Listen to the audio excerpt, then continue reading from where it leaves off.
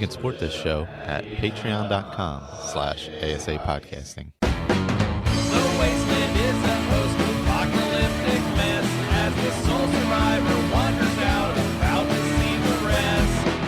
Nuclear explosion sending out the gamma rays from deep within the core comes gross atomic waste. From deep within the core comes gross atomic waste. Hello and welcome to the 467th edition of the Fallout feed. I am Andrew, joined by a whole flock of my absolute favorite Fallout folks. Tonight, I've got Jess. What's up, Jess? Hey, Andrew. Greets, everybody. And Ray. Hi, Ray. Hello, hello.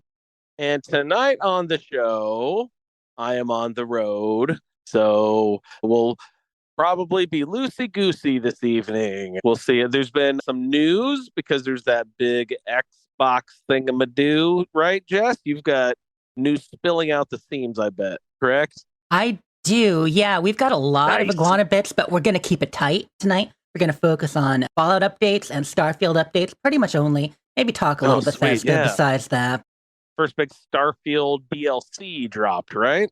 Well, no, but we got more word of it, and we got mods. Oh, okay. So that's the big news. Oh, that was it. It was mods. Sorry, that's what I meant. That's the part. Even better. Ray is just giddy over there, right?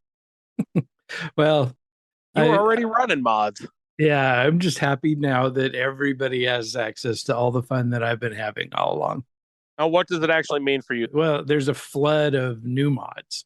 Right. So there's now a renewed interest in the modding for Starfield. And so, you know, where we would usually get maybe 2 or 3 mods a day new, now it's 20 or 30 mods a day.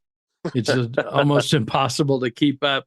It's a little bit of paralysis because there's just like, oh, you know, I want to play this character, but there's this new mod. Yeah. And there's something paralysis better. By choice. Right. Something better. And it's the Wild West for you, too, because a lot of it is like release candidate 0.6, you know, or like version 1 of all these mods that people have had ideas for, but they're not quite maybe as tested as they should be. Like usually when people get into modding, after they've been out for a while, the modders have gotten feedback, they've tested, and there's that whole QA process of having a mod out there with people like you downloading and playing them right away and giving feedback on the Nexus. But right now, there's some people jumping in to grab new mods that, well, they're doing some fun stuff like turning off audio and crashing games and all kinds of things now. Ray, do you have like a corruptible character that you crash on that you don't care, like you load like your test out? That's every character. Yeah. Yeah. Nobody's precious. I saw one mod that the description says this mod is broken AF. And like, okay, well, that's honest. He's working on it, but I hope he added the description after uploading, because if he uploaded that before uploading, it's like, dude, why bother? I know you want to stake your claim, but come on. Yeah, so it's been pretty interesting. That follows that whole philosophy of modern news cycle that's like it's best to be first than correct. You know, it's like we got to put it out quick. I don't think that's the attitude for most people, but I am seeing a little bit of it, is what I'm saying. Especially if they have like a really great name or something. They're just getting it out there. Rocks to kill someone else steal the name. Yeah. It's really just the usual QA. It can take a little bit before any piece of software or mod is perfected. Even the simplest stuff, when you're in a whole new creation kit, as much as it's the same and building off the old, there are changes. Oh, yeah. And I'm still using basically the same mods that I was before. But there is some new stuff. But mostly I'm just happy for the console players that have access to some mods now. So are we. It's so much joy. Because not everyone is used to using the Nexus. I mean, those are the 2 big things, right? Creation kits, so a lot of people can create mods and work on them. And then the mod delivery on Bethesda Net, so that they're the official creations now. We can get them on console. And people on PC who maybe weren't as conversant with Nexus, used the Game Pass version, didn't really mod as much, they can have them too. So I think there probably are some PC players that it will help. Yeah, I'm sure there are. Nothing is ubiquitous, so I'll keep watching the Nexus, see if anything fun comes up, and in the meantime, I'm just kind of doing my normal thing. That makes sense. Well, let's get into that. Andrew, run of show. Let's see, we're already kind of starting to raise gameplay. So we'll continue that. But besides that, we should have a game tonight, maybe a little trivia quiz if you guys are up for it. Oh, yeah. Did you prepare something? I definitely did not bring anything. I got a little something on the side if we have time. Yep. And then the Iguana bits we had, and that's about it. I mean, it's all about the news this week, you know? Yeah, the big event, right. So, Ray, how about that, Starfield? What are you doing? You said the usual? Yeah, starting a character, getting all the good stuff. And then now I've got that bounty hunter mission to play around with. So I've been doing that. But otherwise, it's just start a new character, do some stuff. I did get excited about one particular mod that came out. And that's one where they took the file not found and took all of the preloaded skills out. And so when you start with file not found now, you get 3 skill points at the beginning of the game. That's smart. So it really is a roll your own instead of file not found still being predetermined. That'll definitely be the way that I start every character from now on. Most people probably, right? Actually, I would say the one negative there is that a lot of the backgrounds, while they do determine 3 starting skills that you have, they also determine special things that might pop up in conversation. If you're a diplomat, if you're a buccaneer, that sort of thing. So that'll be missing, but probably worth it. And depending on how much you've played to have your own starting set. Well, and I never get those dialogue options because I never do quests and I never talk to anybody. Like, I don't get that far. Just, I don't need diplomacy. So we'll see. That was definitely what I was waiting on, because that's always, I can get 2 out of 3, but you never get all 3 that you really want for that character start. 2 out of 3 ain't half bad, Ray. Yeah, no, it's only 1/3 bad. Any other new mods caught your eye in Starfield that you've incorporated yet? Or are you kind of just waiting and evaluating as they keep rolling out? Nothing really new. I was kind of surprised when we first started talking about mods in the chat before the update came out. I realized that I was running 41 mods 41 on my Starfield play. So I definitely had just about everything I wanted modded already. Well, it's funny. For the record, what happened was I texted Ray about the melee changes in the update. I'm like, Ray, they're adding melee weapon scale levels so you can actually have different variety, and they're doing this. And he's like, oh, great. That takes care of 2 of the 41 things I'm changing. So, and I left those mods in. So the mod that lets you craft ammo, I like it better than the description of the new built-in ammo crafting mod. So I left my existing ammo crafting mod in because it makes it harder to craft ammo, which I want to be able to craft ammo, but I don't want it to be so easy that I just have ammo willy-nilly. Did you see they fixed your 15 times the detail, or your 15 times stealth kill, I mean? I had a mod for that too. Oh, you already had it fixed. You didn't need to. For those who didn't know, like Ray had talked about before, when you were well fed, instead of getting like a 15% increased stealth damage or whatever, you got 15 times, which was pretty fancy. Yeah, that was nuts. But did they fix that? Yes, indeed. Yep, nice. So yeah, still playing the new expedition in No Man's Sky. I finished it up on a new character. So now I've started it on an existing character, which is a reasonably new mechanic for the game, and still trying to figure out what the best way to manage that is. So that's been interesting. On the Skyrimatic, we started talking about a couch warrior character that I really liked. And so after the show, I thought, okay, I've got to try to rebuild that character. Andrew, did you hear what he said? Couch warrior. Xbox? Yeah. Are you playing on the couch, Ray? What do you mean couch warrior? So Couch Warrior was a role play YouTuber. Oh, okay. That did some outstanding video series. And one of them was this Shadeling character that is an illusion and destruction. Oh, that sounds really cool. That does all kinds of, teleporting people onto runes and stuff Cool. like that. So working on that one, but that's a level 50 character to get everything you need to be able to do all the stuff that this character does. So that's going to be a deep work in progress. And then I decided, okay, so I'm not really playing Fallout 4. And I know that any minute now, Fallout London is going to be ready to go.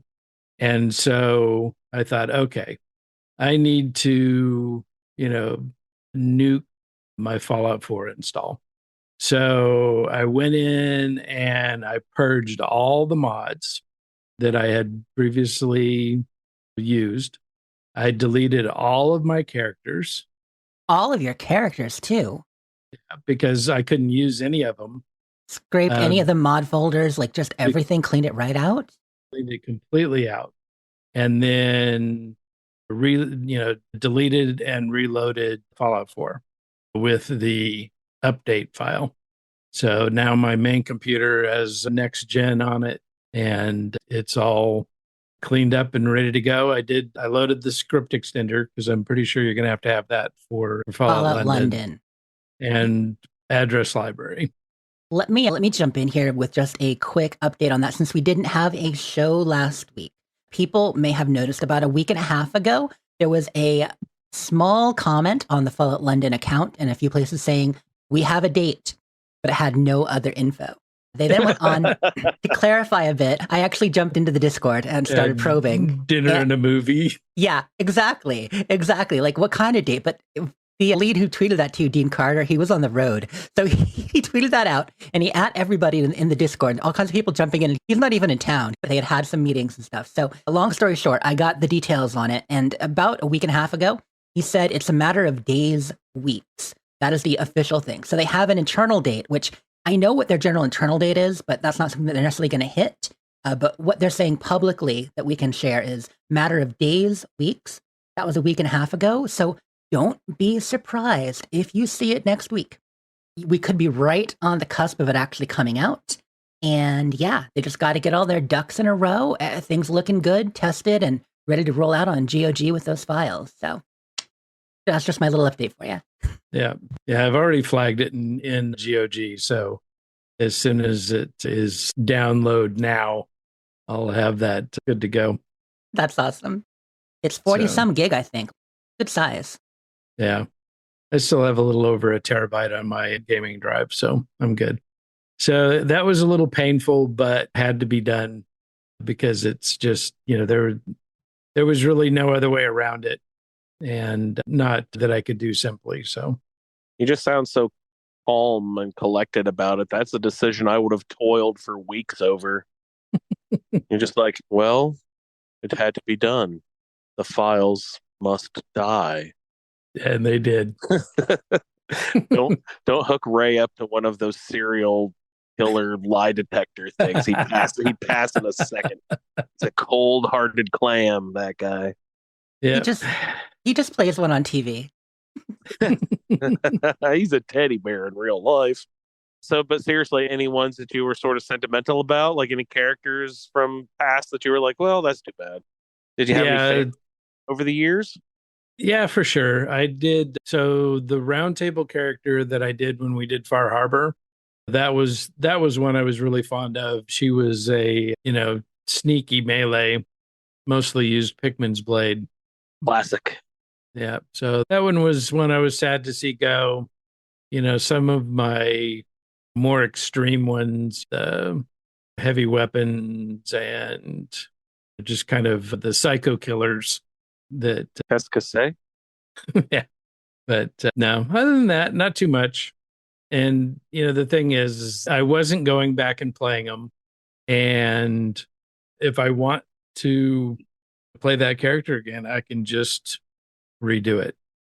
And probably better the second time, right? I mean, it'll never be the same, but it'll hopefully, with the experience I've got, it'll be better. Absolutely. So my Starfield characters are a lot like that. I should probably go through and clean out my Starfield saves because I've got a lot of them that I will just never play again. saves a little space. It's how it is. No, sometimes you have to do that. I mean, until we do a round table in Starfield or something that forces you to go a little deeper or you really want to create a character to engage with the new content, that's how it's going to be, right? Short and sweet, level 20, boom. It's the Logan's run of playthroughs, pretty much. Yeah. And the thing is that I can get a character leveled up in a heartbeat. So, if I need a level 50 character to do Shattered Space, then that's just going to be a couple of days of play to get him to that point. So it's not hard to do. Absolutely. And I mean, we talked through the sliders and all the different ways that you can boost and reduce XP now, even in the base game. You're a master at leveling up when it comes to your technique, as we've discussed. So that's cool. Well, Andrew, since you're on the road and your phone should last the show, but it might not, you want to get into what you've been playing? Oh, not terribly a whole lot, just more of the same. Still playing Skyrim, still playing Shelter, loaded 76 with a new update, etc., etc. Let's see, Shelter, I think I'm up to 5th special Dwellers, and I'm totally out of all the assigned quests. I finished up I'm going to say it correctly, which is wrong. I'm trying to say it backwards. I can't. Racky Jobinson. I finally found his jersey 15 quests later, and they even make a joke about it, like in the last scene. Like, can you believe you went through all of that for just this? And what, they even make a joke truly about how is the Hobbit movie trilogy of quests. It goes on way longer than the source material needed. Yeah. They were just fucking with you the whole time, and they make a joke about it in the end. So I was just like, oh, great, thanks, guys. But of course, as soon as I cleared all of the individual quests, I still have those repeating ones, but as soon as I completed all of the individual unique quests, the reward complete 11 overseer quests pops up in that like objectives thing. I was like, God damn it, of course. And it was for like a Mr. Handy, something significant. It wasn't just like caps. Who cares about caps? I ended up getting a Mr. Handy anyway. How did I get him? Oh, it was on the Lose Your Head. So Lose Your Head? Is that what it's called? Lose Your Head, right? Yeah, famous quiz show heard around the nation with the Raiders. I believe I pulled it from there. I could be wrong, but I believe I pulled it from one of those. That would be a better prize than usual. Yeah, no kidding. But I left a couple of blank spaces in the vault as like firewalls, kind of, because the disasters will spread only if rooms are connected. So about a third of the way up, I just left a whole row of floors blank. So I've got 2 big firewalls in there just so fire doesn't spread and wipe everything out. Mainly because I didn't have enough Mr. Handies for everything to be automated for collection, because I didn't want to be down there tapping all the different rooms. I was only building utility production if I had a Mr. Handy who would auto collect everything. So now that I have him, I can build another floor, but then I lose one of my firewalls. So I'm debating whether I actually want to do that or not. So Mr. Handy's sitting outside being like, hello, can I come in? Hang on a minute. We got a plan for you first, buddy. We got to see what we want to do. We've actually got a little update, Andrew, from Solior in chat reminding us that today is the 9th birthday, the 9th anniversary of Shelter's release. No fucking way. Yeah. Is there a reward pack or something, Solior? They usually have some sort of like, hey, get a bunch of free Nuka-Colas on a lunchbox. Should be birthday rewards. Yeah. Nice. But it's probably just on the phone, only the mobile version. Of course, iOS or Android. Always. But that pretty much covers my Shelter. I'm still chugging along. I want to get up to the full 200 special dwellers. And, at this rate, I'm getting, probably 4 or 5 a week on a good week. So another, 20, 40 somewhere. It'll be another year. I'll be playing this at least. So let's get it going. All right. But that was sort of like my main game for like the longest time now. But when I sit down, I generally am putting Skyrim on first, where I had been like always just getting my Shelter stuff played and then going and doing, like 76 chore board or something like that. Well, that's good. I mean, it's been a while. So I'm glad that Yeah. Skyrim's really pulled you in. No, it's really gripped me. And I'm at the point where I'm like level 21, 22, and I'm just like really starting to get into the feeling. The character's sort of like finally starting to develop into something. And I'm just listening to Ray's description of his character. Like his character would, I feel like I'm just getting to the beginning of mine, and Ray's like, this old man, he's ready to go. Let's kill him now. Level 22, he's had enough. He's ready to die. He lived But, rough. He's ready to go. Are you doing a couch warrior build too? Well, not in the same sense Ray is, but yes, I'm on the couch and I'm definitely being a warrior about it. Did I get that right, Ray? Was it couch warrior? Couch warrior, yep. Okay, cool. Nice, good pull.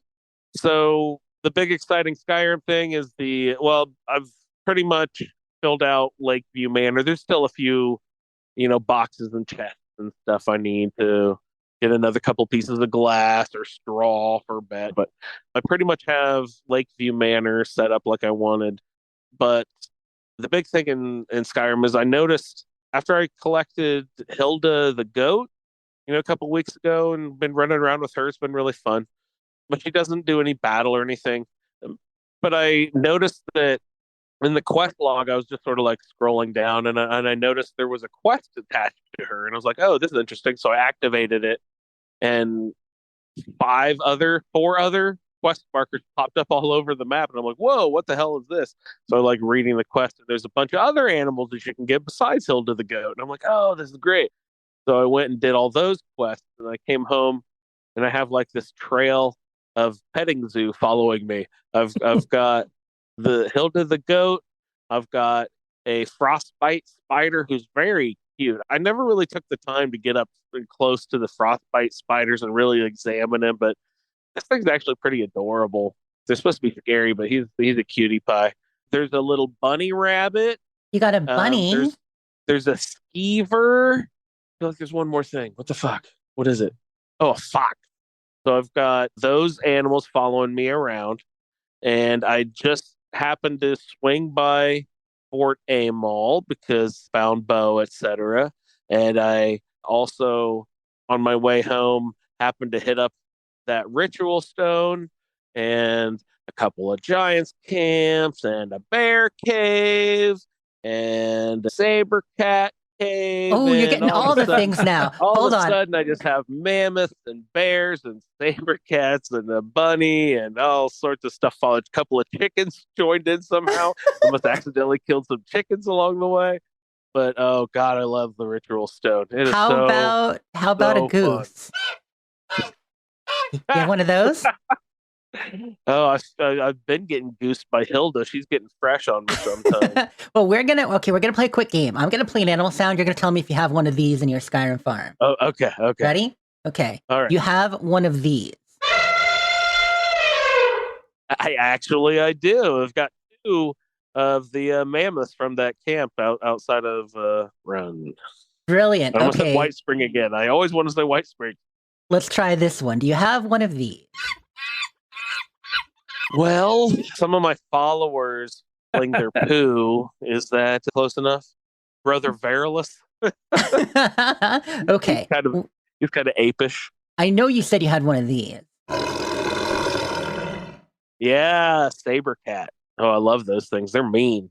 Saber cat for sure. They How hurt you at low about? levels. Holy crap. Yeah, they got those big old teeth. Is that a bear? That was supposed to be a pig. A pig? It was a very No, I grunty. love a pig. Are there any sort of swine? There's no wild boars or anything, are there? There are No. in some extended animal mods that add Oh. more creatures to Skyrim. Like I even have what's the cute little bird that's like waddles and is like dork? Oh, a dodo. One of A my dodo? creature mods Really? in Skyrim. I have dodos all over my Oh, that's Skyrim. awesome. Yeah. No way. Yeah. That's great. You can get the pigs in Solstein. Oh, good call. The Reeklings ride around on them. No way. You're right. I'm going to go get a pig. You need to get a crow too. Crows are cool. Oh, Okay. I love crows. I'd love to have an army of crows. That's enough animal sounds, but just want to check. Yeah, No, but a fairly good representation of those selected sound bites were Love it. in my petting zoo. So that's what I've been doing. I got Brother Verilus as, sort of like the permanent companion cheat where you go and do a quest and they're supposed to follow you and you're supposed to take them do the quest, but then you don't ever end the quest. So they just follow you forever. And it makes him essential. So he always takes a knee so he never dies. I've had, I think, four. I almost call them merchants. What are they called? Mercenaries. I've had four followers that I've hired die. So just get tired of people dying. I was going to say some merchants are a bit mercenary in that game too. Mercenary. I'm always foolish enough to never account for the weight needed to get back all the items off of their dead corpse in order to get out of the cave if they die. You know what I mean? Like, I'm always like, oh, fuck. They got 200 pounds of shit on them. So then it's like a half an hour of dropping this, picking this up, choosing which items, blah, blah, blah. So the Skyrim inventory game that we love playing. But it's also very helpful that I discovered that each and every one of those animals that I got, they have twice the carry weight that I do, each of them. So, like, I'm loading up the fox with like 300 pounds of stuff, and the bunny gets 300 pounds of stuff, and the spider gets 300 pounds of stuff. And I'm like, how could this fucking rabbit carry more than me? That's insane. Oh, goodness. He's a beast. That's a strong bunny.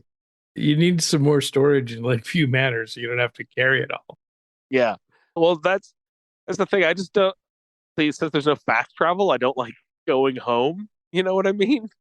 Our adventures are just like 5 levels in between when I come home and dump everything and then go sell everything. And Falkreath has been I've never really used Falkreath as a hub, and it's been my hub this game since it's closest to Lakeview Manor.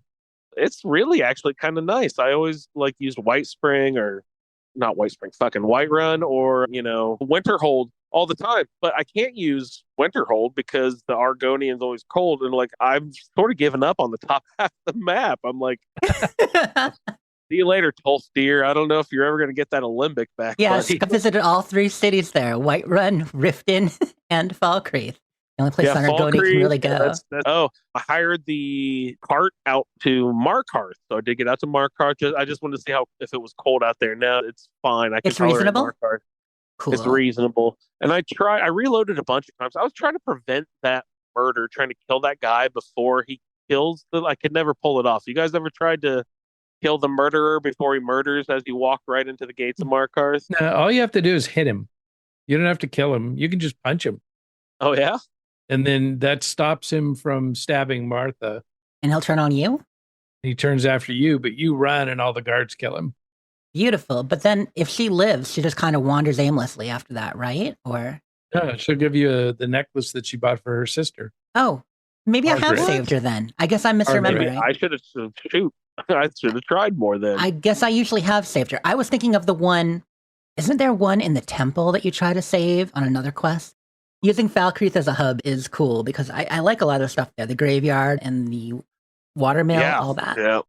I've been having lots of fun in Skyrim. I'm not exactly sure what my next big project will be, but I think there's some sort of homestead just to the east of Whiterun that I haven't ever tried. I think that one will be nice and temperate. Okay, that's just right outside of Rorikstead.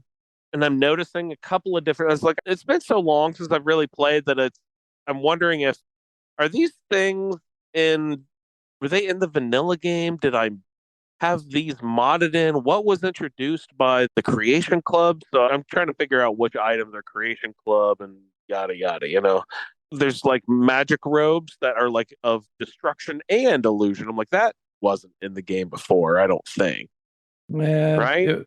It was at least special edition. Oh, they did? Really? They had destruction and illusion robes or whatever. Oh, okay. I didn't know that. I was thinking that was Creation Club. Anyway, so what should I go look for now that I've sort of like gotten my character established and stuff? Creation Club wise, what are there cool quests to do, or what should I do to experience the Creation Club stuff? Yeah, the Creation Club quests are mostly linked to getting a particular goodie. And so I'm trying to think of some that would keep you from having to go anywhere cold. Has he gotten the Bow of Shadows yet? We talked to him about that, but That should have popped if you've done some stuff around Whiterun with the Jarl. Yeah, you just have to go talk to the steward and Yep. ask him if he needs any help. That's the one that gives you better sneak or something, right? Yeah, when you equip the bow, it makes you invisible. And it's got a whole quest. Pretty good one. Sure, there are others, but I don't know all the starting points because I haven't gotten that far in Anniversary Edition either. Not like, Yeah. Ray and the guys. And also, I've collected a huge stockpile of quests in the backlog there. I'm like looking at some of the quest houses. I'm like, God, it's been so long. I don't remember which. So I could just go play some quests and be like, oh yeah, because when I walk into the door, I automatically remember everything. It's like, oh yeah, I've been here before. But if I walk into a place and I haven't been there before, chances are it's probably Creation Club, right? Because I've been most places and done most things in the game. Yeah. Wouldn't you think? Yeah, for sure. Now, the only other thing you had on the notes was Namira. Oh yeah, That's the quest to get to get Brother Farrell. Verilus as a follower. Yeah, so I sort of half cheated that quest to get Brother Verilus as my fake follower. So he's with me at all times. He's my Travis. That's sort of an apt comparison, right? Yeah. Yeah. I mean, better than being your Billy. No one's better than Billy. Yeah, Why so is Billy on the Pridwin pushing off like Captain Lancer? They were so concerned. They were so concerned. What's Billy doing there?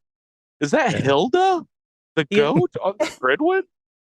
He's a world traveler. Oh my gosh, you guys. Okay, next little stupid video clip I want to do. Yes. All we've gotten about Elder Scrolls 6 so far is, of course, the teaser trailer from 2018, years ago. Uh-huh. I'm just like, Bethesda puts the Brotherhood in every game. I want to take that clip and then have like the Pridwin show up and people of the Commonwealth be not afraid in that video, just like coming across. How great would that be? That would be hilarious. Very nice. You should have said it. You got to delete that out now so you can do it and surprise people. Now it's gonna edit this out. Yeah, you're right. Okay, I got to keep it a surprise. If I don't pull it, hey, kids, don't take my idea, okay? Don't steal her cool Pridwin Skyrim 2 idea. Anything else, Andrew, on gameplay or anything going on? I don't think so. Did I mention anything before? I think Nope. that was it. What have you been getting into? I have played. Well, okay, it's been 2 weeks since we did a show because we did take last week off. For those wondering where the hell we were after the Vault Talk and the regular show didn't come out, I was actually a little sick. And then the guys were kind of busy, so they said, let's wait. Maybe we'll talk Sunday after the announcements. And then Sunday, we have a few more announcements coming, and it's summer, so we just took the week off. So sorry if you missed us. So in the last 2 weeks, I've mostly played Fallout 76, coincidentally. A few other games here and there, but nothing really worth talking about. So Fallout 76, I did finish the season. The end of season was kind of a big deal. So I feel 2 weeks ago, I was in the high 60s. I made it to 70-something naturally, I think about 76. And then I knew the end of season was coming. So I bought up to 92 because 92 was my arbitrary, that's the end of the scoreboard. I was telling people, that's when you get the poster. You get the poster, you're done. It's tradition. But then I actually kept playing after that, played with Gato friends and other friends, jumping in. I had a couple friends looking for camp spots, so we ran around looking for camp spots. And of course, while you're doing that, you end up doing quests and events and stuff. I always find I get a lot more XP playing with other people than playing with myself because I'm way more likely to get into building or photos or just doing things here and there. Whereas when I'm with other people, they're always like, hey, let's go do an event. I'm like, what? Oh, okay. I didn't even think about that. So yeah, I have hit 300. I broke level 300 finally. Yay, I'm a big girl champions club. I might have mentioned before, but if I didn't, I finally got my last legendary perk. I thought I might hit 4,000 hours before I hit level 300, but no. We're good. But Help people pick out camp spots. You're like the wasteland realtor. I'm just like, have you checked this one? Oh, so what are you looking for? Okay, you want a duplex. Instead of being like, okay, 2-bath, nice view. Okay, you want built-in shutters. I'm like, okay, so you want an NPC near water. Or, oh, you want a view, but it needs to be kind of flat. You want a big tree there? Okay, I think I know where there are a couple, and I'll bring you around to show you a few. It needs to be desolate and have a beams. I need a pipe on my property. Jess, do you have a pipe as life by chance listing somewhere? And Oh, I need have a pipe. couple I need actually. a pipe in my yard. It's a specific type of random spawn where you can get them. So there are a lot of people who build right near one of those. So you might get pipe, you might get surprise bomb diffusal, you might get other random spawns like power armor occasionally. Nice. Those are fun. Yeah, the last camp I had was just up the hill from Tyler County. There's a little parking lot, and Yeah. there was a pipe there from time to time. Pipe is life. Pipe is life. So I bought like 16 levels to get from 78 to 92 or whatever the math is there. And then I still ended up hitting level 100, which was great because I really wanted to grind it out. And I knew that the season was going to change soon. I want to get all the stuff on the first bonus page. So I got there, I got it all. I know people doing the math would be able to afford all the things on the previous boards, but I don't really care about power armor skins. And by skipping those and a few other things I didn't want, it was level 102 and got everything I wanted. So got that done. Of course, I hope people came along. It's funny. I had been hinting pretty hard that the season was going to change earlier than people expected last couple weeks. And when I first started doing it, I only had a suspicion. And then the last time I did it, I kind of knew it was happening, but couldn't say. Good. I was subtle, hopefully, but not too subtle. I'm just like, we don't know. And by we don't know, I mean, I think I know. Hopefully you guys got it done. It was a little bit shocking to some people to have the season change sprung on them. I do think it would have been better if Bethesda gave everybody a week or two notice at least, as opposed to 3 days. Everyone knew it was in June, but the supposition, and what I was guessing back in April too, was that it was going to be June 25th was most likely. You get your double score weekend right before it changed, and so that's when it would happen, even. So, Andrew, you got your season done a while ago, right? You've been scorecationing. Yeah, I've totally been on scorecation, but when I saw that they had put out an update, I was like, uh-oh, that probably means a new scoreboard too. So I loaded it last night and saw the scoreboard, and I loaded everything and saw that it was back down like to 0, and I was starting everything over again. I loaded the first page of it's not called the scoreboard anymore. What's it called? They just call it seasons. I opened up the first page of that menu or whatever. Mm-hmm. And then I saw that the plus 5% bonus was immediately available for 0 tickets. And I was It is. Yeah, if you're follow it first. Well, that's fun. So I grabbed that. And then I was like, okay, well, let me look at all my tickets that I have left over from last season that, of course, rolled over so I can spend and get a bunch of tickets. And then I look down in the corner and like, oh, so spend all your tickets. Use them or lose them, Buster Brown.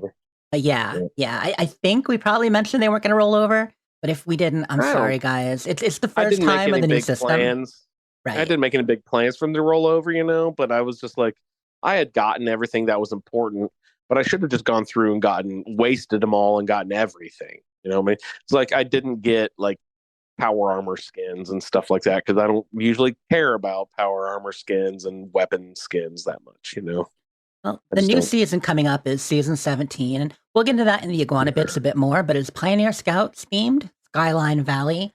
Even though it's not Iguana Bits, I'll break it down a little bit for you. So last season, with the new season system, there were, I think, like 93 or 95 items on the season board that you could get on your way up to 100. This time there's only about 85, so there are technically less items to earn, but the math says it still takes about the same number of tickets.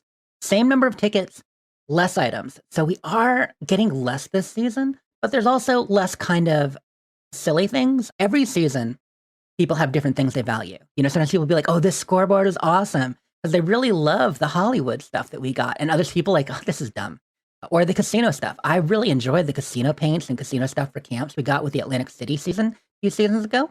But other people are like, I don't care about that. That just wasn't for them. So there are some people who say this season looks great. There are some who don't. But yeah, if you do feel like, oh, I'm getting less for my tickets, you are a little bit, but it's mostly not consumables. Also, when it first launched, some people were concerned about the consumables not being repeatable at the end. That was an error, and they should, if you actually hit 150, which, once again, I'm only aiming for a 92 to 100. I don't need 150. But if you get there, they should all be repeatable. Oh, and they added repeatable atoms back on the board. That was missing last season. I mean, we had it as we worked our way up, but after 100, you couldn't get them. Now on that level 150, you can essentially 10 levels worth of tickets, just like it was every 10 levels on the board before. You can afford yourself atoms. I know you're not grinding them out. I know Ray's not grinding them out, but for our listeners who do. Well, I loaded it and I looked at it. I cashed in the 5% bonus, and then I was just like, no, fuck this. And I logged out immediately, and I was like, oh my God, am I going to go into Scoretirement? And it's just like, Will and Ray, and they're rubbing off on you. It comes to all of us eventually. I don't know. Later in the day, I went back and I did a couple of the dailies and stuff. So I'm not in like Scoretirement, but I'm definitely not. I must get every daily done every day in order to finish the scoreboard as fast as possible.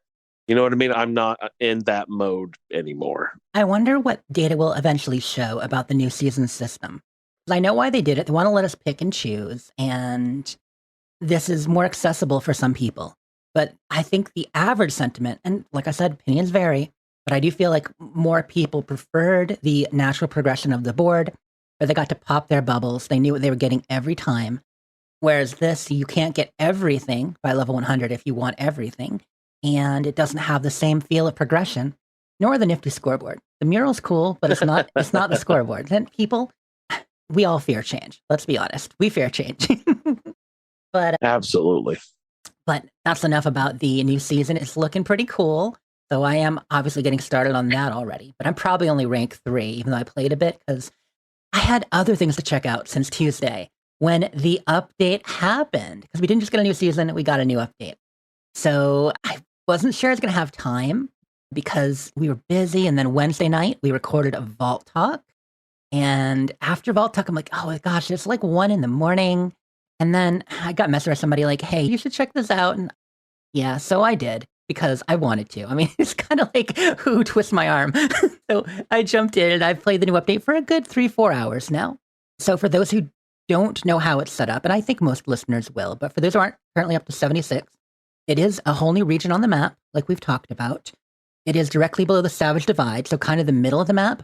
It is on what we already know of the map. So the map isn't getting larger itself, but there are new locations further down where you couldn't get to before.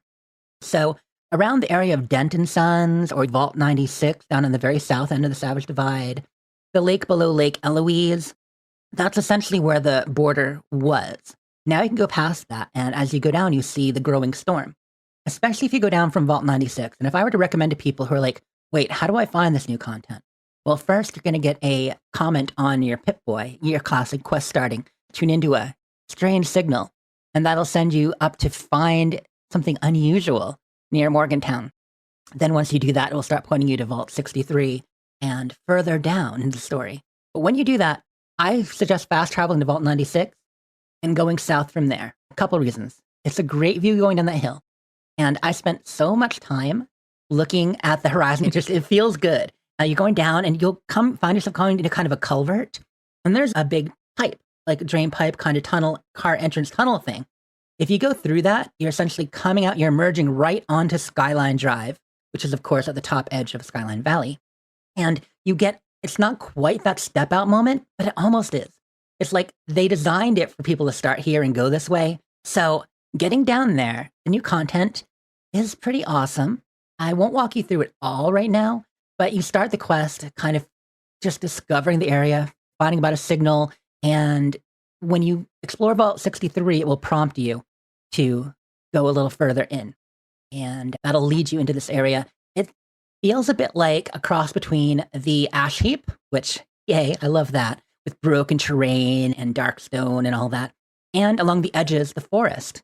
But there's this huge red storm in the middle that you've seen in all the promo content, swirling around a mysterious manor and a radio tower. So you go deeper and explore, and the quest will take you bit by bit as you go through. There's about, I think, 25 named new locations there with quest travel markers. It is, I previously said the size of the Ash Heap. I think it's actually a little bit larger because you can go all the way south off the map, technically into the brown border, what was previously just like the edge of the map. You can go down there. You can go all the way over to kind of where it says Fallout 76 on the right side, and on the left side, You can go way off the green area you see. So it's larger than it appears. I'll let you guys discover it for yourself. I won't talk everyone through it because people haven't gotten there yet, so no spoilers. But there are 2 new events.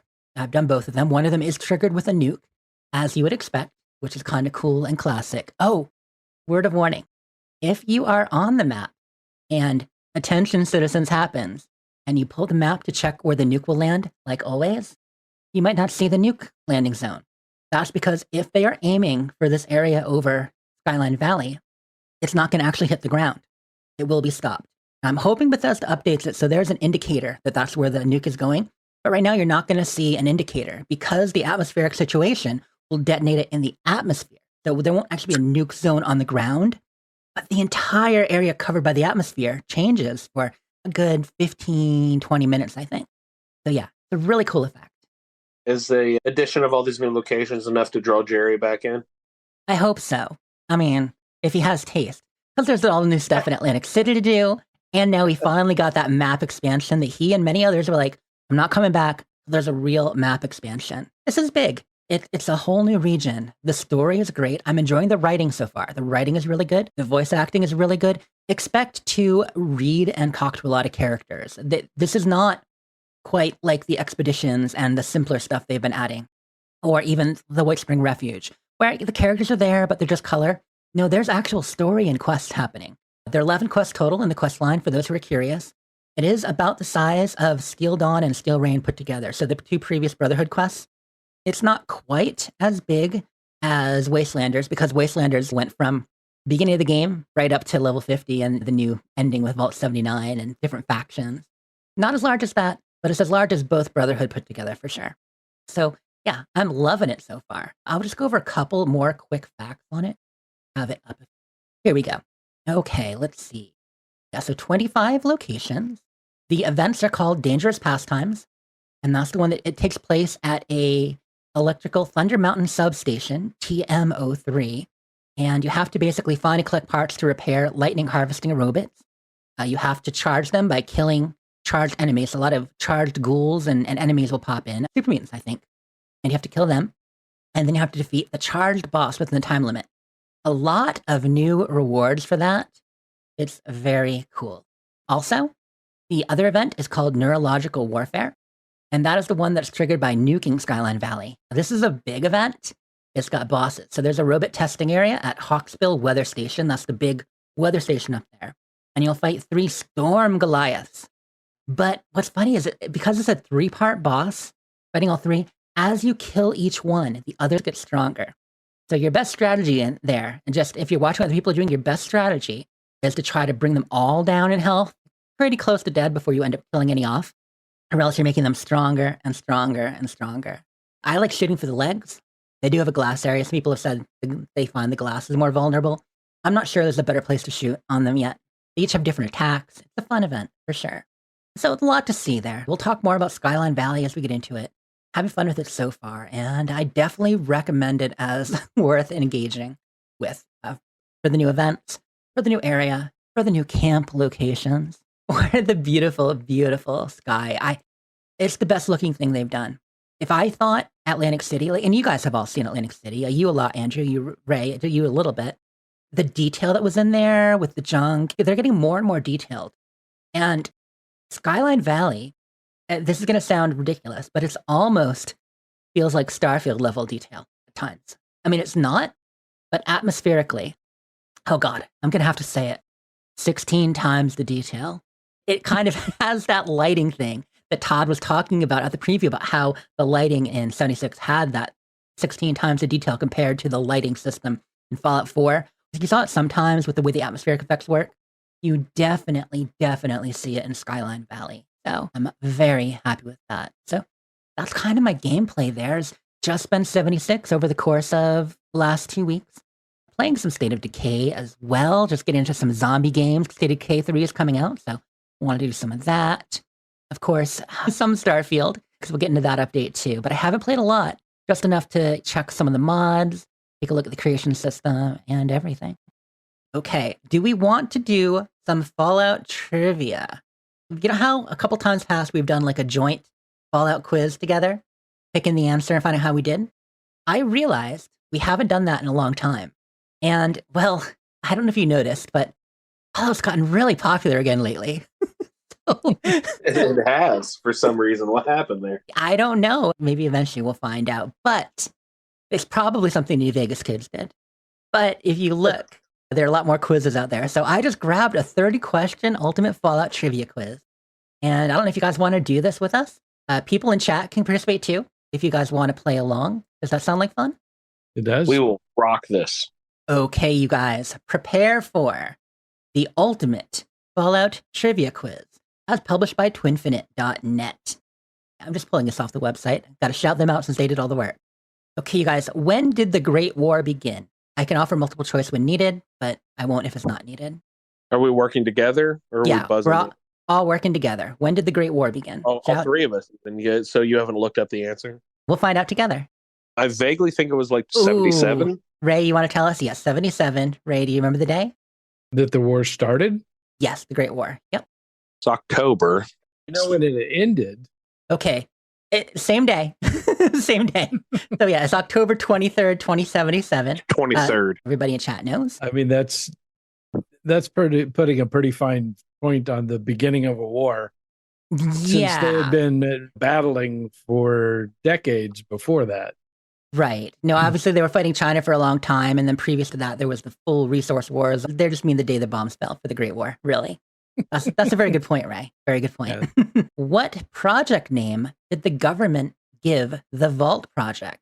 So when they enlisted Vault Tech to build vaults, what did they call it? They call it Project Control, Project Survival, Project Safe House, or Project Dogmeat? That'd be Safe House, right? That sounds good to me too. Yeah, I think it's Project Safe House. Yeah, that'd be what I'd go with. Okay. According to the VRI, why did the Unity fail? Is it because super mutants cannot communicate, super mutants cannot reproduce, or super mutants don't live long enough? So we're going back to Fallout 1 and 2 here, specifically with the Unity and Fallout 1. Can't reproduce. That's obvious. Yeah. Was why I think we'll find out our score at the end. Question 4. What is the starting location for Fallout 2? Is it Diamond City, Arroyo, Vault 13, or Vault 212? It's Arroyo, right? Yeah, I'm there right now. Yeah, right. Exactly. Yeah, you are. And chat agrees. Lior says yes. Lee thinks it's Project Safe House too. Everybody's with us so far. Nice. In Fallout 2, what number is on the back of your vault state? I can give you multiple 13? choice if you want. Yeah, so the choices are 13, 5, 11, and 2. I think it's still 13. Is it 13 because we're like the descendant of blah, blah, blah? Yeah, right? The chosen one should still be 13, even though Vault City is a separate number. In Fallout 2, I didn't read it ahead, by the way, you guys. I'm just like, let's Lots jump of in. Fallout 2. Fallout 2, who is the traitor you find in Klamath who will tell you I haven't been there yet. Scared Don't Vault? know. Yeah. Don't we got know. John, Kate, Flick, or Vic. Flick sounds familiar, but it could be Trader Vic. One of the two. Eeny, meeny, miny, mo. I don't know. Trader Vic could be an awfully obvious. Right? So you want to go with Flick instead? This is a guess, you guys. What was the original Trader Vic, Ray? I'm not sure. Okay. I've only eaten there once.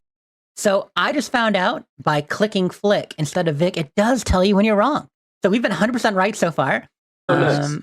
And we just got this one wrong. It is Trader Vic. So it was the obvious answer. Not Oh, how cheesy. Obvious answer, really. In Fallout 2, what are the names of the weird kids of the Butcher of Modoc? Danny and Penn, Davin and Miria, Susie and Robert, Sully and Mike.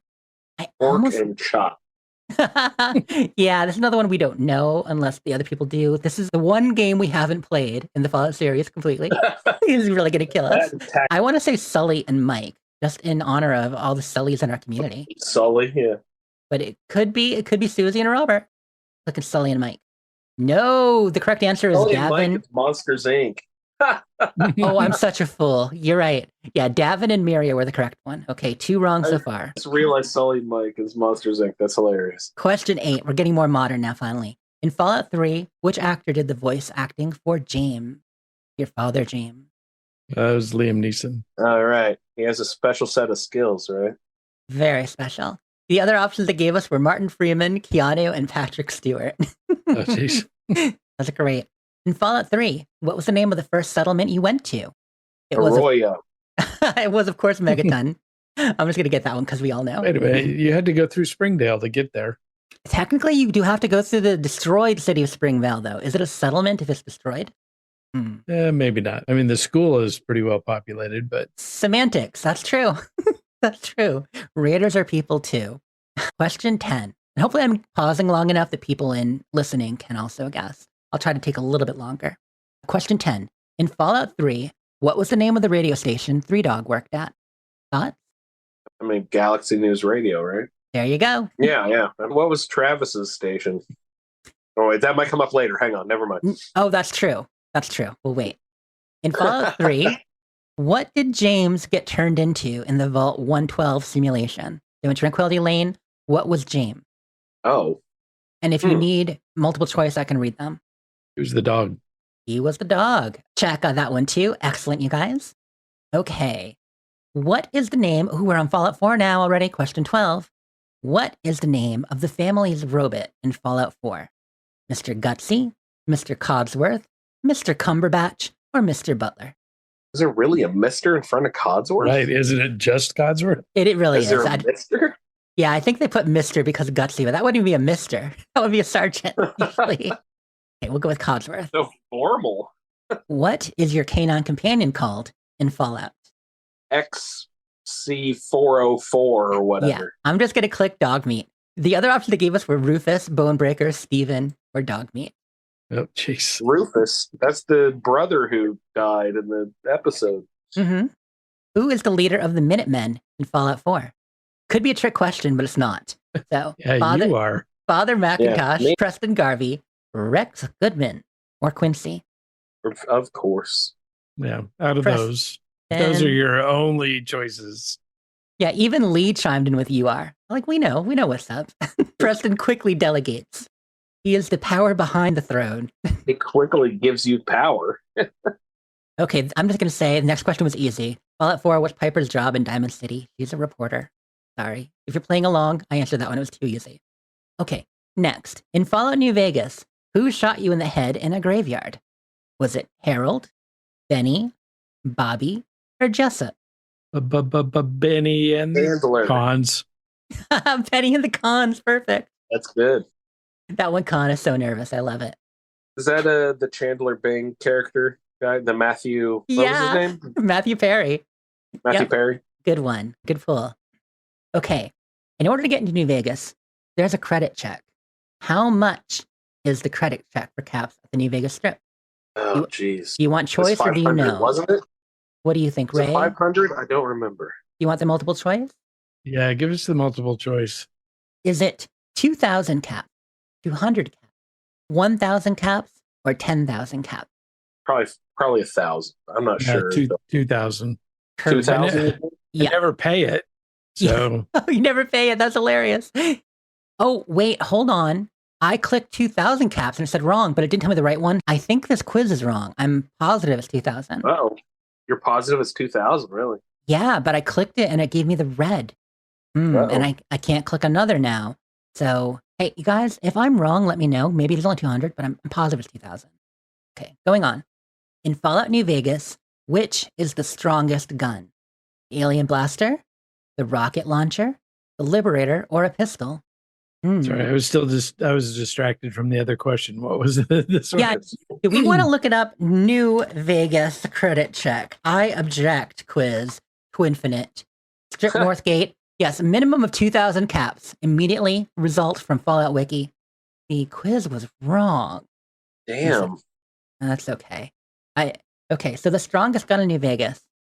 Is it the rocket launcher? Is it the Liberator? Alien blaster? Or a pistol? I don't remember what the Liberator is. Yeah, I don't either. Out of these, is there an alien blaster in New Vegas? Yeah. Well, is it called Alien Blaster? I feel like the rocket launcher would be stronger, but I don't even remember what the Liberator is, Well, but the rocket launcher. right? I think, okay, the Liberator might be a weapon with Legion. I'm just going to go with rocket launcher. Okay, let's take a chance. And Sillior in chat says, is it the gun the kid in Freeside has? Which, yeah, the Archimedes, but technically, yeah. Okay, I'm guessing rocket launcher. We'll see what happens. No, it says the alien blaster is stronger. The Yes. damage per second calculation or what? Huh. Yeah, it's probably just a straight up damage. And There's no way. this is only in the game if you have the Wild Wasteland trait. So we will challenge the quiz after, but let's keep going. Get to Okay. a little bit of problem with so far. We'll see. Okay, next up. In Fallout New Vegas, which follower do you find at the Mormon fort in Freeside? The old Mormon fort. You know, Ray? Or Andrew? Ghoul lady? No, No. no, that's for a quest. Yeah, Beatrix Um, is there, but What is his name? It's I'll the give- scientist dude. yep, Arcade Gannon. I'll just That's right. answer for us. Arcade Gannon. Hey, in Fallout New Vegas, a ghoul can be found atop Black Mountain. And by the way, Andrew, you were thinking of Beatrix, the ghoul cowboy dominatrix. She, Right. she is there. She's sort of like a companion. Necrosis. She can be your companion for an hour, but maybe not permanently. Okay, a ghoul can be found atop Black Mountain. What is his name? Raoul, Boone, Novak, or Tabitha? Chat knows. That'd be Raoul. It Yeah. is indeed our companion, Raul Tejada. Hey, what item was newly introduced in Fallout 76? Yay, we're here. Was it a pink Pip-Boy, a ghoul dating app, nukes that you can launch yourself, or a pipe pistol? Well, I don't think you could launch nukes yourself prior to 76, so I think it's probably that one. Yeah. There was no ghoul dating app. Obviously, pipe pistols were in games before. And a pink Pip-Boy case, I think we could get pink skin in Fallout 4, for instance. So, was correct. Okay. In Fallout 76, what's the name of the perk that allows you to revive a friend with alcohol? Is it like field medic or something? Is it Basher, Lone Wanderer, Barman, or Quack Surgeon? Yeah, quack surgeon. Quack surgeon. Yeah. Agreed. Yay!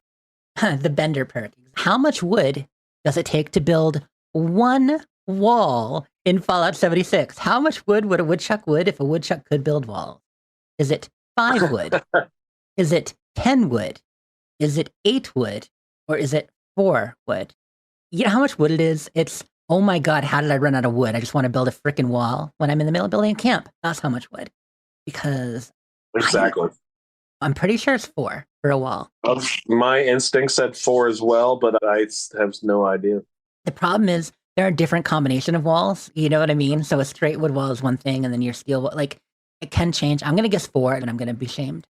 No, it's 4. Yay. Okay. Yay. In Fallout 76, what hat are you given to wear in the vault?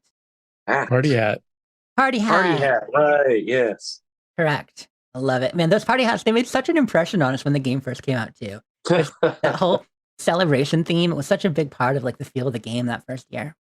Okay, what era of music is played on the radio in the Fallout game? 40s, 50s, 20s, 30s, 60s, 70s, or 80s, 90s?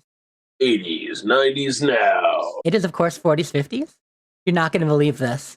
I clicked it and it said wrong. Game. What? Game. I think the programming on this site, I feel like, I mean, I know we've gotten 2 right that it said wrong. Anyway, pushing through. In Fallout Shelter, you play as the Raider, a Rad Roach, a Vault Dweller, or an Overseer. None of the above. Well, the Overseer. Yeah, let's see. Is that correct? It is correct. Haha. They were smart. I wasn't sure if they'd metagame it like that or if they'd say Vault Dweller. Okay, question 27. We are almost done. In Fallout Shelter, where do dwellers make babies? In the butt, Bob. I knew you were going to say that. Oh my god. So, is it anywhere in the vault, in the living quarters, in the wasteland, or in the overseer's office on the desk? Living Yeah, quarters. the living quarters.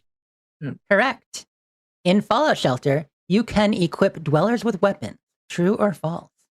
Yeah, of course. Correct. What is the max vault capacity in Fallout Shelter? And all vaults, Jess. Come on. And that is 200, Andrew? Exactly. Laden or unladen? European or American? Okay, and finally, how many You say it. Swallow. how many floors are there in Fallout Shelter? 25. 25. Correct.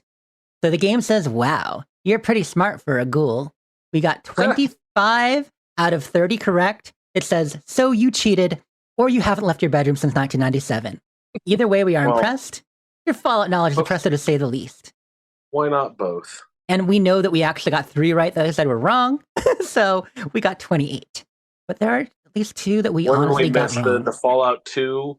We honestly missed Trader Vic in Fallout 2. Yep. Oh, right. And we honestly missed Sully and Mike or Davin and Miria as the kids of the Butcher and Modoc. We Also do in Fallout think 2, a game we haven't played yet. Yeah. we do know it was 2000 cap. We know that. We do think that it was the rocket launcher did more damage than the alien Now, blaster. was that was Fallout 3? That That's was New in Vegas. New Vegas. Because you were like, wait, there was an alien blaster in New Vegas, but it's only if you have Wild Wasteland. And we do know Well, that the music is but 40s, is there- 50s. Is there a rocket launcher in New Vegas? All right, hit the Googles. Yep, I didn't want to cheat before, but let's just look up rocket launcher New Vegas. Here we go. New Vegas weapons comparison on the Fallout Wiki. And we are checking. I believe that would be under heavy weapon. Or crafted weapons? It might be, yeah. Let me know if you find it first. Is that a projectile heavy weapon?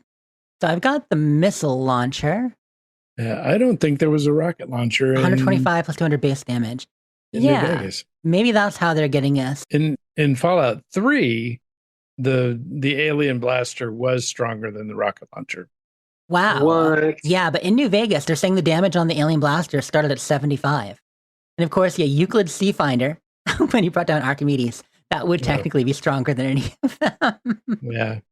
Yeah, I don't think there was a rocket launcher in New Vegas. That makes sense. So we're giving ourselves 28, a soft 28. Soft 28. We need to bone up on our Fallout 2. Lou would not be impressed.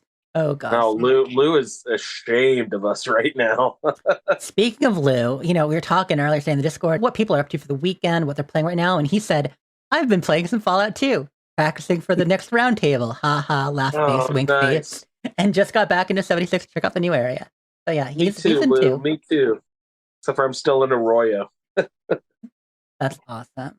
Well, all I got left is Iguana Bits. If you guys want to get to that, unless you have something else. Yeah, absolutely. Let's dig into the big news from the event. So, the Xbox showcase was this past Sunday, but we're only going to focus on the new Starfield and Fallout information there for the most part. We already talked a lot about the new update coming out, but let's get into the showcase reveal. So, they did do a showcase reveal for 76 and the Skyline Valley update. For those who don't know, this is technically the 52nd update to the game. I know not everybody keeps track. Do you have a favorite update?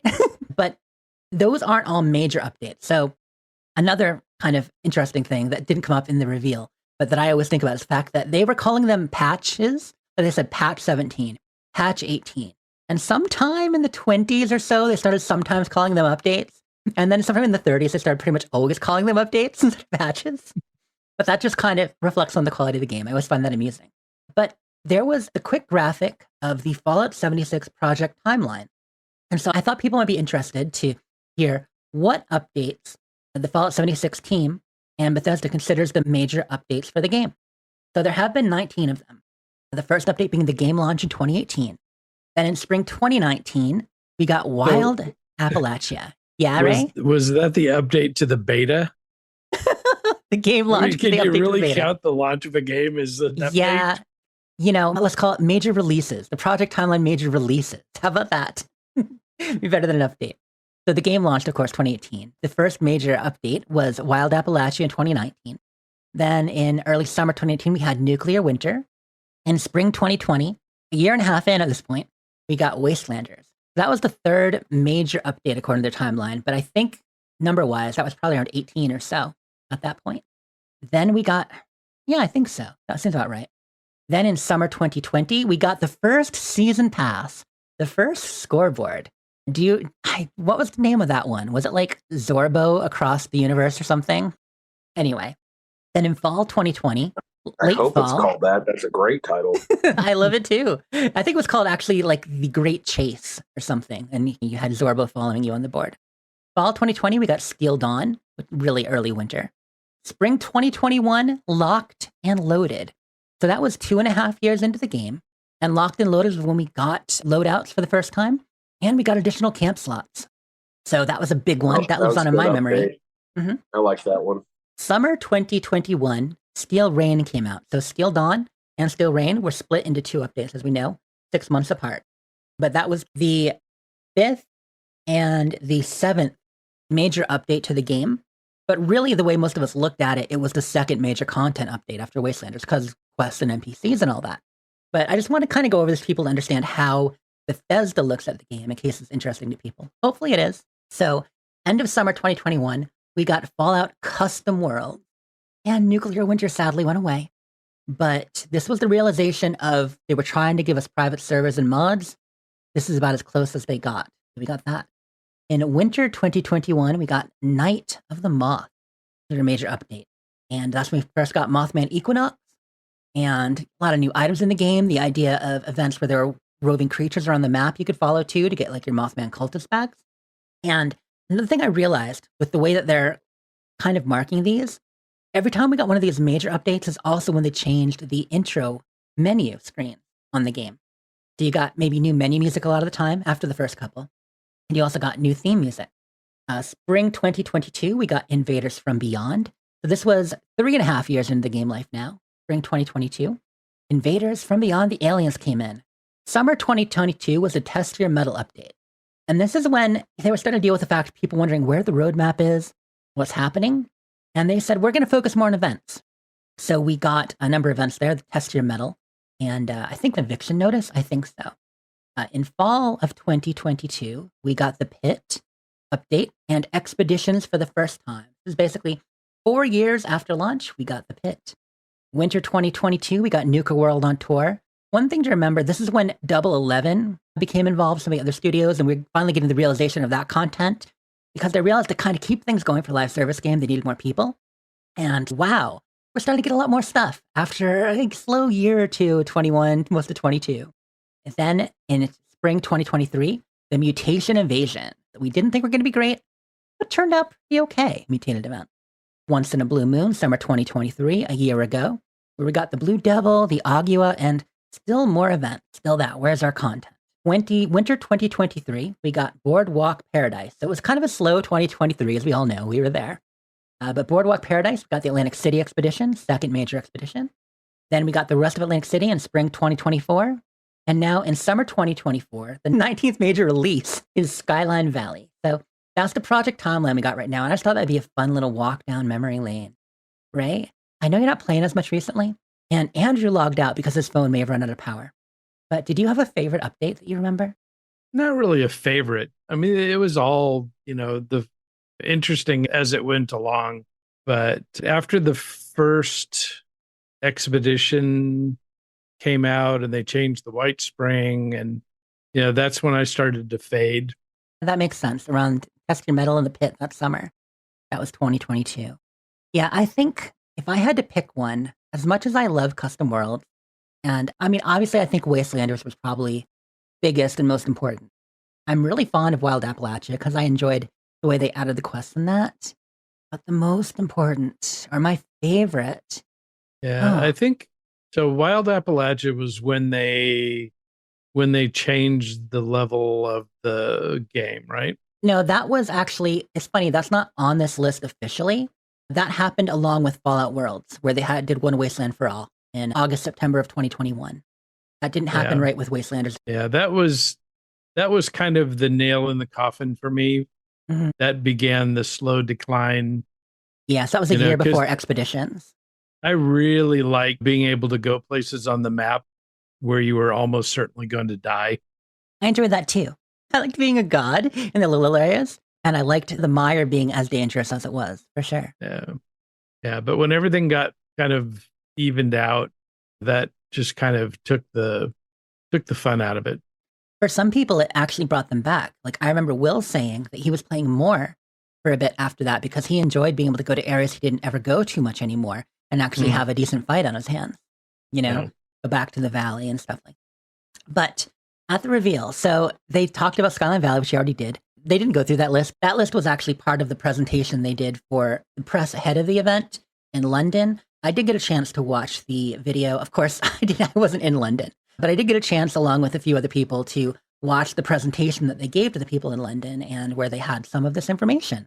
And they went through some of these charts and talked deeper about the game for press who maybe, unlike us here and you listeners, haven't paid as much attention to Fallout 76. They wanted to bring them all up to date and kind of go through everything. But the next big thing that they revealed at the actual event was the Ghoul class. Huge news. So coming to Fallout 76 in 2025, I'm sure most of you guys have seen at this point, we are going to have the Ghoul as a playable class. Something people have asked for in the games forever. Hey, I want to play as a Ghoul. And in none of the Bethesda games have you been able to. Now, it's not just cosmetic, because if it was just cosmetic, they could bring it right now. And of course, the popularity of the TV show has been part of why they did this. But here's the details on the Ghoul. So it'll be a standalone release, separate from an update, that will be available early 2025. So when they say early, first half 2025. Players can transform into a Ghoul after hitting level 50. So you can't do it right away. You have to be at least level 50 to be able to become a Ghoul. There will be a quest to begin the change. And there are no details on that quest yet, but they do say that they'll have that information in the future. Justification idea around it that was kind of given is we've been launching all these nukes in Appalachia. It's an incredibly irradiated place after the Great War when things were still a little bit more irradiated than a lot of other places already.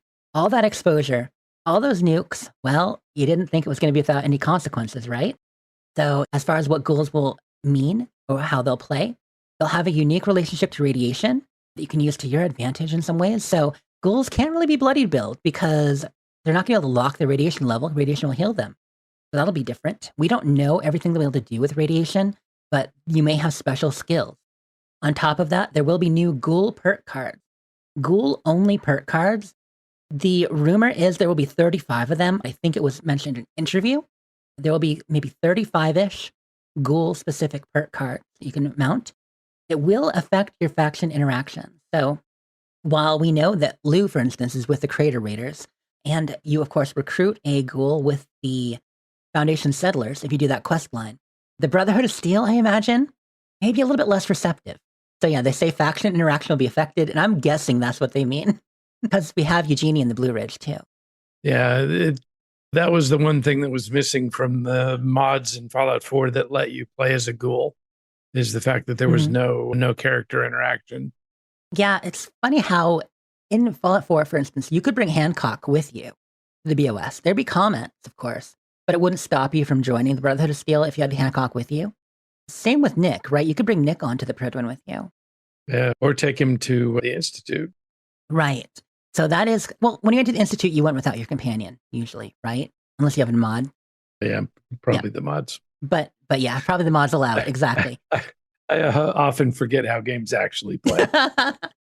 Totally. We all forget vanilla sometimes after a while. But I imagine for this, it will work similar in that it will affect your interactions with factions, but it probably won't lock you out. It would be cool if it did, though. I honestly think it would be cool if it did. Yeah, for sure. You'll be able to customize your ghouls look. So it won't be one look fits all. Hey, you're just generic ghoul A. You'll still be able to change your appearance and your face and do all that. We had a conversation on Vault Talk the other day about if ghouls have ears. So, you know, that whole thing.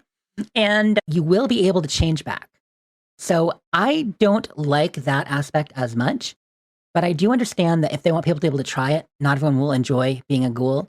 So I hope they make it a little bit difficult to turn back, but it will be possible. We don't know what that is yet. Details forthcoming. But that was a huge announcement. Ray? Yeah, that's definitely sketchy. Would you try playing a ghoul, do you think? I doubt it.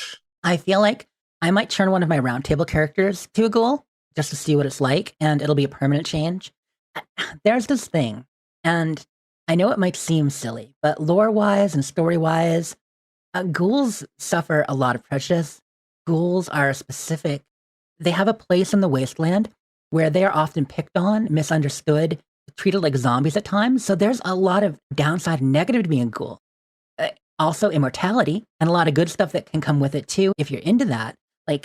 But I do feel that if you can just put on a ghoul skin, it's almost like missing the point. So right. I hope they make it a little bit more permanent or at least difficult to change back. And I hope they allow some of that to enter the actual conversations, dialogue, and role play as a ghoul. That said, I also think it's great for people. I know we've got a lot of Ghoul fans in the community, so that will be awesome. I'm excited. So that was it for the presentation about Fallout 76. Just, the update and playing as a ghoul and all that. But with the launch of Skyline Valley, there was other information that we got that was allowed to be released. So some of you may have seen videos on it and such now because the information is out there. There may be an update or two in between, but coming this fall is going to be the Milepost Zero update. What's included with that? Well, Milepost Zero is going to be based in the new area of Skyline Valley, but it's going to add a bunch of Blue Ridge Caravan stuff to the game again, too. They're increasing the Blue Ridge Caravan faction.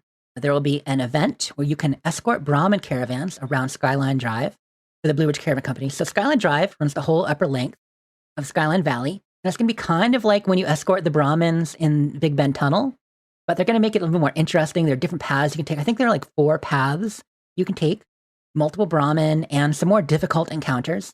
Should be a lot of fun. They're also going to let people unlock their own caravan outpost with decorations, traveling vendors, and your very own Brahmin to have as pets in your outpost. The way these are going to be set up, Ray, it's a lot like the houses in Skyrim. So the way that you can kind of get the different lodges, Lakeside Villa, or whatever it's called. Lakeview Manor. Lakeview Manor.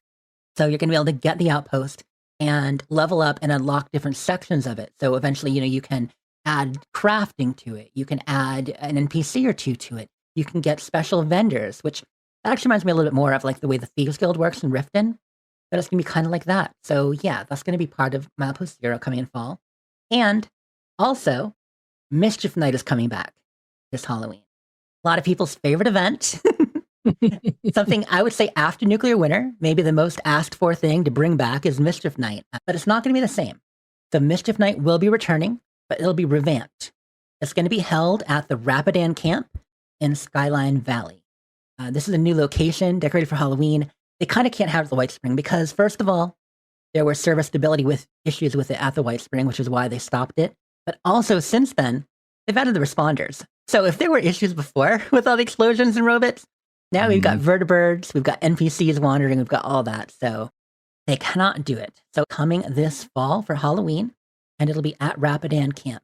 There is actually semi-hidden info in the game about it too. So it's not just via press release. If I'm going to, 1 second, I'm going to pull up a graphic for you. So you can find things in the game, paper on a table, talking about how there's going to be a special Halloween event at Rapidan Camp. But also, in one of the terminals, here we go. I found on one of the ranger terminals in a station, there was a notice from Kevin Harris. And he says, this is a reminder to all rangers that we'll be hosting the annual Shenandoah Halloween Spooktacular event on October 31st. As always, this will be hosted at Rapidan Camp, which will be graciously open to all visitors. Attendees can participate in fun games and activities at the top of the hour, every hour, all night. So they actually put it in the game. And I imagine it's not just going to be one night. I bet it'll probably be a week or so for an event. Super psyched about that. So it'll be November 5th through the 17th. Yeah, Halloween. No, they've gotten so much better, Ray. They've gotten so much better. Probably be, at least if I were to guess, last week of October and first week of November, because, yeah, it'll still go late. We already talked through season 17, so I'll just mention it is out again. Looking pretty sweet. Starts now. We don't have an end date. But if I go to the community calendar, let's see what we got. So, Double Score Weekend, people coming up on June 20th, 24th. Your favorite event, Fashnacht, is back on June 25th to July 9th. 2 weeks of Fashnacht. You guys can't see, but Ray's shaking his head. This is the revamped Fashnacht, so there will be some changes. They're not all public yet. Should be a slightly changed drop rate. The enemies may spawn a little differently. We'll see. And in July, Double XP weekend for July 4th. Celebrate America with Double XP. And Holiday Scorched. They're doing the whole Christmas in July thing. They're like, you know what? April Fool's enough. We're going to do Christmas in July. So Holiday Scorched from July 23rd to August 6th. I won't get too far ahead, you guys, because all coming up. We got QuakeCon in August and all that. But Season 18 is marked as being September. And we don't know the date yet, but expect that you're going to want to wrap yourself up early September, probably, just to be safe. So that is it for the Fallout update information. It was pretty great seeing the way they did the video. Did you watch the Xbox presentation for Fallout at least, or that section, Ray? Yeah, I watched all of the game presentations. How about that? How about that cool video they did for the intro? The Vaultathon, I think they called it. Yeah, that was interesting. It was cleverly done, but it was like, okay, great. Cheesing it up for us. I love the old school, the old fashioned videos they do. So I was happy to see that come back. Oh, I should mention too, you guys, there is actually a special thing happening right now if you want even more goodies.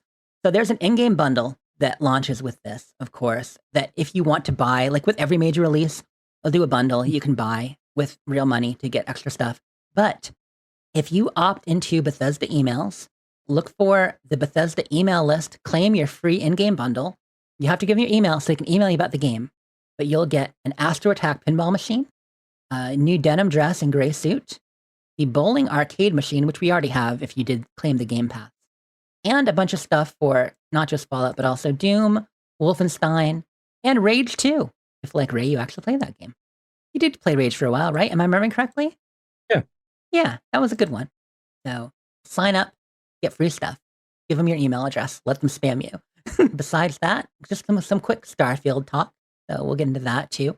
They did the big Shattered Space reveal for Starfield at the event, and we got an update that day, which that was a bit of a shadow drop. We knew, I mean, we're kind of predicting all along that it would be within the next 2 updates that we would get creations and mods coming. But we didn't just get creations, which is the new mod system, same as the one they do in Skyrim, but we actually got a bounty hunter quest line as an update to it, an update to the game. So, Ray, did you want to talk about the Starfield updates? Did we already cover all that, do you think, or is there more to say? Yeah, I mean, I think we covered all the active stuff. So I haven't cracked open the creations tab, but I don't use it for Fallout or Skyrim either. Right, that makes sense. I've definitely gotten in there. It is the Trackers Alliance is a new faction there. So you could always do bounty hunter quests on the board for the Trackers Alliance. And you met some of the cool representatives. Well, some of them were cool in the various cities. You could talk to them, get a little of their backstory, do a mission. But they didn't really have a headquarters. They weren't a fleshed out faction. Well, now they will be. They have a headquarters in Aquila City. There are a number of NPCs there, people you can meet. You can officially join the Trackers Alliance and take on a quest. The first quest is called Starjacker, and that's free for everyone. So it's a mission you can take, and they're going to be very stealth focused, Ray, so you might like these. Yeah. Yeah, Really? it was kind of funny. So I wasn't really expecting it, but the first time my character made it to Atlantis, there's this character, Yeah. waving you down, like, hey, like, okay, who the hell are you? And I went over and it's like, you should be a tracker. Oh, geez, that's cool. They're trying to clue people into the new quest area. So the first one is free. The Starjacker, everybody can do, and joining the Trackers Alliance, everybody can do with the NPCs. However, they'll be releasing subsequent missions and quests for the Trackers Alliance through the Creation Club. Well, Creation. No longer Creation Club. Yeah, right. Even official Bethesda releases and creations, verified creators releases and creations, and of course, all free mods are all under the banner of creation. Now, there is already a second quest in there that you would pay for called the Vulture. So the Starjacker is free as well as the update. The Vulture you'd have to pay for. It's 700 creation credits, which is about $7. And from all accounts, it's not even as detailed as the first one. So maybe hold off, see if they add more and get them as a package. I don't know. Up to you. But Yeah. also, as Or wait part of until the modders start doing it. right, yeah, because there's a hook there that verified creators will be able to start putting stuff in there too. There's also a bounty system. So on top of official bounties, you'll be able to scan citizens of the settled systems. So you can look for any outstanding bounties and warrants, and you may find some carrying a bounty. So from there, you can choose how you confront them. You can try persuasion. You can chase them down. You can bring them in. But yeah, collect that bounty. Also, there are melee weapon improvements and ammunition crafting we talked about. As Ray said, the mods do it better, but you do get improvements to both, where you finally get tiered melee weapons and you get ammo crafting. Now, on the creations themselves, I did get into the menu to check it out. It's set up like the Skyrim menu now, where the idea behind creations, as you know, it's the catch-all term that they have for mods. And within that, it's the same as their old Bethesda Net mods and their official mods or creations, and then, of course, the verified creator mods or creations. Now, a verified creator is someone who makes mods, a modder, if you will, who has applied to Bethesda's program. They've reviewed, their mods, making sure they're at a certain standard of mods they release, a certain standard of stability, and all that, and then say, okay, yes, you're a verified creator. What that means for them is that they can now release mods for free, like always, like any other creator, or they can release the paid mods. And that is an option they have. So verified creators, for instance, and y'all know them, of course. A lot of them were working Creation Club content before, but there are a lot more coming in as time goes on. People like Trainwiz and Eleonora, of course, and Kingath. But many other well-known modders are verified creators. Now, you can tell if a creation was made by a verified creator if you look at the mod. When you look at it, if you see a nice little blue check mark, your classic verified blue check mark there, that means this author is a verified creator. So whether it's free or whether it's paid, you'll kind of get a standard of quality, right? It's like the kind of the Nintendo seal of quality in a way. But just so you guys know how you can tell them apart. Like we said, it's currently the Wild West, but there will be more mods and there'll be more verified. The cream will rise to the top in a lot of cases, like always. But it doesn't mean that some that aren't top will also not be awesome. They will. That's how the new system works. So excited about that. There is a cool feature too, which they hadn't had before. If you click on the name down at the bottom of the creations, it'll be like, see more from this creator. You can actually click and see all the mods by a certain person, which was really difficult in the old interface. Easy on Nexus, but really difficult in the Bethesda interface. So now that's very simple. So you want to see all the mods by Bethesda? Boom, you got it. You want to see all the mods by Eleonora? Boom, you got it. She's already got some cool ones out there, a pretty cool Crimson Fleet hab, because your ship is your home. So lots of stuff for your ship and for your outpost that Ellie's putting in already, and other such things. One final thing to mention about creations. In the past, anything that was Creation Club, whether it was made by Bethesda or a modder, was achievement friendly. You can install it and still get achievement. Now, with Skyrim and of course Starfield, that is not the case. Anything made by Bethesda Game Studios and Creations, it'll have a little indicator that says achievement friendly in the mod description. But verified creators mods are not achievement friendly. So whereas before Creation Club would have been, no, only the Bethesda ones are. So yeah, just a word of warning if you care about achievements, which I know it's just me, but there are more out there. Nana cares. I gotta tell you, Ray, I was comparing my achievements to Nana's the other day. That woman, she's my goal. I'm like, I have to catch her in some of these games. Yeah, she goes after those achievements. Very impressive. And hey, I mean, if that's what you enjoy, that's awesome. Mm-hmm. You know? I like having goals. What gives you a goal? And I'm the opposite. I hate goals. You want freedom above all else. But yeah, the last thing they did was show the Shattered Space trailer, which, Ray, what did you think of that? I don't know. I'm hopeful. Certainly the Varun are ripe for expansion. We have so little contact. Yeah, I'm excited it's going to be them. About the Varun. Excited about that part. So we'll see how that goes. Yeah. So it is going to deal with the Varun, and we're going to actually go to their homeworld, which I believe they called Varun Kai or something. Are we going to go to the homeworld? I believe it is. I thought it was a space station. Well, we saw the planet, though. So we saw a planet, and they were calling it Varun Kai in the promo information. But that might just be one of their cities. It may not be their primary planet. I think we're going to their planet. Yeah. Yeah, but if we get a lot of cool Varun stuff, that'll be great. That'll be awesome. I always play with the Serpent's Embrace trait. Oh, cool. So it'll be interesting to see if any, because right now I think there's maybe 2 things that you can interact with that trait. Yeah, it just lets you not be attacked, right? Neither one of them are anything I do. So one of them is in that very opening mission where you have to sneak up to the antenna to get the location of the UC Vanguard guy that has the artifact. You have to sneak past the Varun. Well, if you have Serpent's Embrace, you can tell Sarah to recite this the litany, and they let you pass. And then I think there's also one time if you're doing the UC quest line and you have to go to the Varun embassy. There's a dialogue line you can have with the ambassador there, Oh, that's awesome. Okay. and that's so it for the whole game. That's it. That's it. Don't fight. Special dialogue. That's it. Is there any dialogue with Andreja even about it, or not really? Not that I know of. Ooh, interesting. Okay. Well, I'm looking forward to learning more about the Varun, and yeah, I hope that trait affects it a little bit. It being a fellow worshiper of the Great Serpent could be interesting. Yeah, I do it just because you're always grab jumping. And it And keeps you being so- attacked as much. No, it gives you better O2 recovery Oh, in space? everywhere. So wherever you go, when you're sprinting, you have extra oxygen and faster recovery. Oh, that's super cool. Okay. And since the loot that you get out of the chests from the other two religions is trivial, this is the gift that keeps on giving. That makes sense. Yeah, who needs parrots when you can have better oxygen? The kid stuff trait is pretty awesome. I love that one. That one's separate from the religion. Oh, right. Yeah.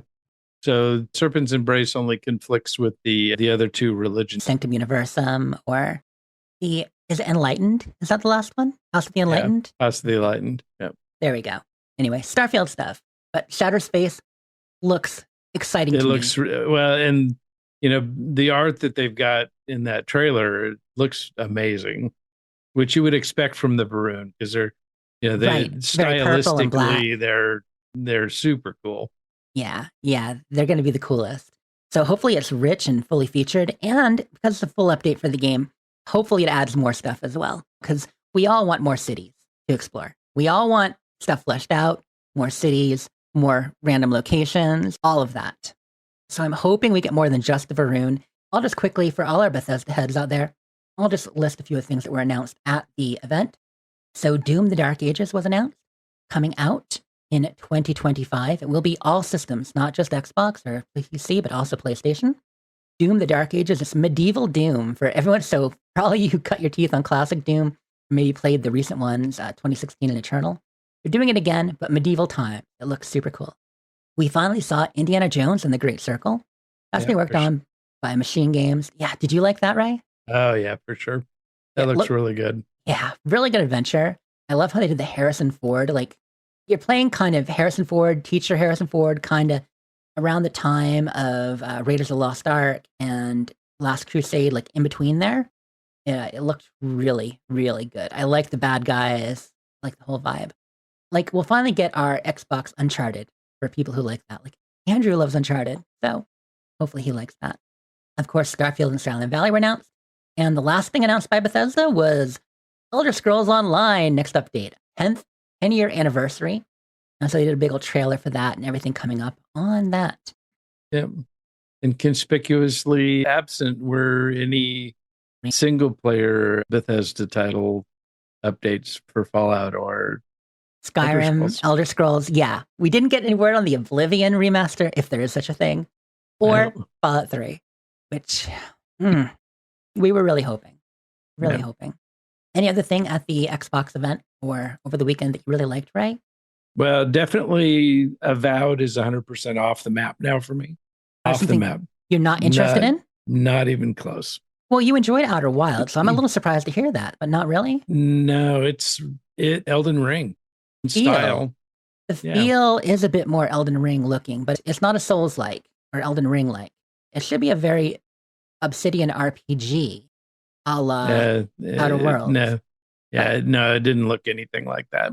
We'll see when it comes out. What I got was essentially Skyrim combat with Outer Worlds regions and a full story. We'll see And, what it- happens. and it's only third person.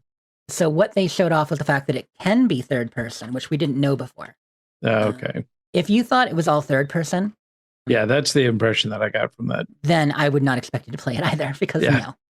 no. But it's still, you can play third person, but I think it's all designed for first person. Okay. What was the other? It was Red something. Shoot, I can't remember the. I'm excited for Fable, but that's probably not your style as much. No. Red something. Agent Red. Oh, No. Perfect Dark. Perfect Dark. Okay. So Perfect Dark is going to be a first-person espionage spy thriller game. That looks pretty cool. A little bit like Cyberpunk in some ways, or Deus Ex. Yeah. Yeah, that could be cool. That was a real surprise because that was a game from the late 90s and early 2000s with the original Perfect Dark and Perfect Dark Zero. And then haven't had one in 20 years. And they announced they were working on one, but we hadn't had any updates. So that was very cool to see. Yeah. And then, of course, Stalker 2. What's the date on that? September 5th, I think. Awesome. Well, we know what you'll be doing then. Yeah. We don't know when Shattered Space is coming out. I originally thought it'd be late September, but a lot of people online are speculating later in the year than that even. I would think it would be around the anniversary. Yeah, that would make sense, which is be September 6th. So it could be then. Some people are saying December. I don't see why it would be that long, but we'll find out. Yeah, those all look good. For me, Avowed actually went up the list for me, which is why I was surprised at your opinion there. I'm hopeful. And then, of course, Fable is huge for me. And Ara History Untold still looks good. They didn't show it there again, so I shouldn't even mention it, but I'm still excited for that this year. They showed so much. I guess that about wraps it up. Okay, well, Andrew, thank you so much for joining earlier. You can follow him, anywhere. Ray, thanks for coming out. Good times. Good time.